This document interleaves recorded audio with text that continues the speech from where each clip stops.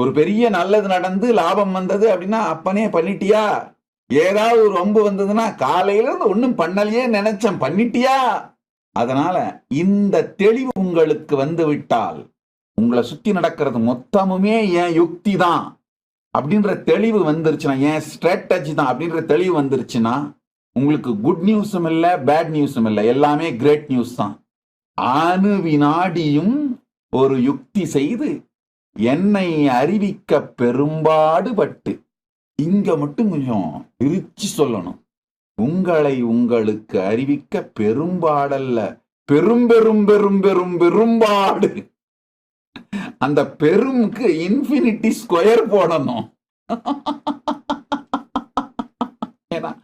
தன்னை அறிவதை தவிர என்னையும் எதையும் அறியும் தன்னிலை தவிர முன்னிலை